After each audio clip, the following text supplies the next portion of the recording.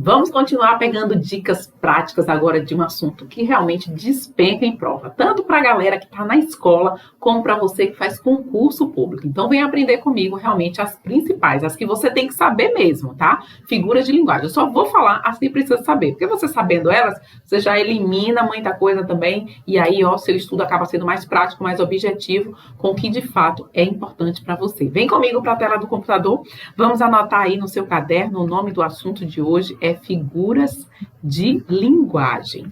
Gente, vamos entender o seguinte, são estratégias, né?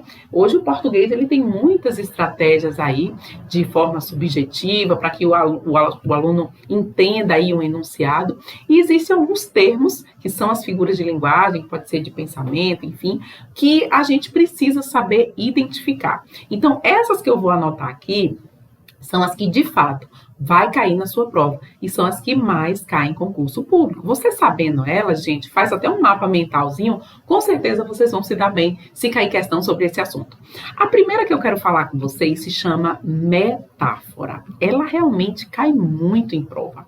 A metáfora, eu sempre costumo ensinar da seguinte forma, ela é uma comparação. Só que ela é uma comparação, uma analogia sem conjunção. Tá? Quem é meu aluno já aprendeu aí o que são conjunções, são termos que unem orações, né? Então, por exemplo, se eu dissesse assim, Ana é como uma flor, veja que eu estou usando como para comparar. Então, isso não é metáfora, porque a metáfora ela não tem conjunção. Ela é só uma analogia, sem dizer que é realmente um tom comparativo, ou seja, sem ter a conjunção. Agora, se eu dissesse assim, Ana é uma flor, olha, Ana é uma flor. Eu estou comparando Ana com uma flor. Isso é uma metáfora, porque não tem a conjunção propriamente dita. Então, grave essa dica que com certeza você vai entender a diferença da segunda figura de linguagem que eu vou anotar aqui, que tem justamente o nome de comparação. Gente, o que é comparação? Comparação é você, de fato, comparar algo, só que agora com a conjunção. Tá certo? Então, como eu falei, Ana é como uma flor, aí você já sabe que é uma figura de linguagem que tem o quê? Que é uma comparação, porque tem o como. Então, as questões de prova gostam muito de fazer confusão entre metáfora e entre comparação. Uma terceira figura de linguagem que cai muito em prova é a chamada hipérbole, tá? O que é hipérbole? Você já deve ter ouvido falar. Hipérbole é um exagero, né? Se eu disser assim, eu tô morrendo de fome, eu vou comer centenas de pães, né? Então, assim, são expressões que a gente fala que, na realidade, é um exagero, né? E isso é sempre hipérbole. Uma outra figura de linguagem que você tem que saber chama-se eufemismo. Eufemismo, gente, é uma amenização. Cuidado, não é você falar uma coisa querendo falar outra, não. Mas é uma amenização mesmo sobre um determinado assunto. Então, por exemplo, uma pessoa morreu, vai dizer, fulano bateu as botas, fulano foi visitar o céu. Isso é uma amenização, tá? Eu peguei uma questão que eu até publiquei numa rede que deu muita confusão, porque muita gente ficou achando que era eufemismo e era metáfora. A banca colocou como metáfora a resposta. A expressão era assim, jogando a toalha. Jogando a toalha, o significado mesmo de jogando a toalha significa dizer que abandonou algo, né? Em uma luta, por exemplo, surgiu essa expressão, tá jogando a toalha, é porque se entregou na luta. Então, abandonou.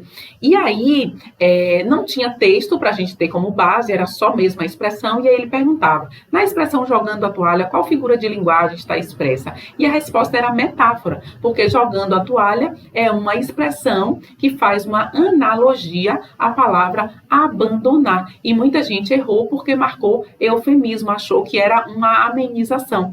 Realmente confunde, eu também fiquei em dúvida. Então, assim, vai ter provas, vão ter expressões que realmente vão pegar a gente. O grande segredo é ir no texto para poder tentar entender realmente o sentido daquilo ali. No caso dessa questão, eu acho que entraram até com recurso, talvez ela tenha sido anulada, porque gerou muita confusão. Mas, no geral, as bancas querem isso mesmo, né? Trazer confusão. Mas associa o nome eufemismo à amenização, associa o nome metáfora à comparação.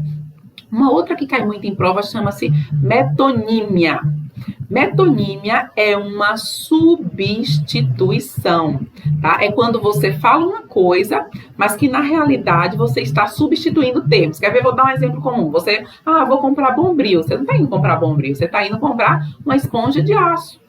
Estou lendo Jorge Amado. Você tem como ler a pessoa de Jorge Amado? Não. Você está lendo um livro escrito por Jorge Amado. Então, isso é metonímia. É a gente falar coisas, na verdade, num tom substituindo, né, o que realmente a gente deveria dizer ao pé da letra. Uma outra figura de linguagem que você tem que saber se chama personificação, que pode vir com o nome na prova de prosopopeia. Esse nome vem, alguns professores ainda usam o nome prosopopeia. Personificação é você dar características humanas, gente, a seres inanimados, principalmente relacionados, inanimados, principalmente relacionados, gente, à emoção, a sentimentos. Se eu disser assim, o sol sorriu para mim, né? Então, assim, são coisas que são seres humanos que fazem e a gente coloca em seres inanimados. Isso é personificar. Cuidado para não confundir com esse aqui, ó, que se chama catacrese. Catacrese é você dar nomes a objetos de partes de corpo, por exemplo, né? Partes do corpo, ou seja, quando aquela parte do objeto não tem um nome, a gente inventou o nome, por exemplo, pé da mesa, pé da cadeira, asa da xícara, aquilo não tinha um nome, então o ser humano deu um nome para aquilo, isso se chama catacrese. É diferente de personificar, que é você dar características das emoções, dos sentimentos humanos, das reações humanas a seres que não têm vida, é diferente. Uma coisa é eu dizer, a xícara sorriu para mim, isso é personificar. Agora, se é a asa da xícara, isso é catacrese, tá certo? Uma outra figura que eu tenho que lembrar, sem dúvida, se chama pleonasmo. Pleonasmo cai muito em prova e tem expressões que a gente nem imagina, né? Então, eu tive um aluno que errou assim, vi com meus próprios olhos. Professora, isso por que isso é um pleonasmo? Aí eu disse, se você viu, claro que foi com seus olhos, né? Quando a gente diz subir lá para cima, descer lá para baixo, é uma repetição, né? Então, é uma repetição da ideia, do que já foi dito. Tem livros que trazem uma repetição da repetição. Isso é pleonasmo e vocês precisam saber, sim, o que é pleonasmo. As outras duas figuras que você precisa saber, sem dúvida, é o paradoxo e a antítese, tá? Muita gente confunde. Todos dois trazem ideia de oposição. O paradoxo, ele traz oposição, gente, de ideias, né? É a ideia que é oposta. E aqui na antítese são palavras opostas, tá? Então, muito cuidado na hora da prova. Paradoxo é a ideia como um todo que é oposta. Cuidado que paradoxo pode vir nas provas com o nome oxímoro. Tá vindo muito esse nome agora em prova. Oxímoro é paradoxo, né? A gente até costuma dizer que paradoxos são coisas impossíveis e a antítese são coisas possíveis. É uma brincadeira também que os professores fazem. Gente, gostou do vídeo? Comenta aí sua dúvida, coloca aí alguma figura de linguagem que você quer que eu fale, curte o vídeo e não se esqueça de se inscrever no canal. Um beijo e até o próximo vídeo.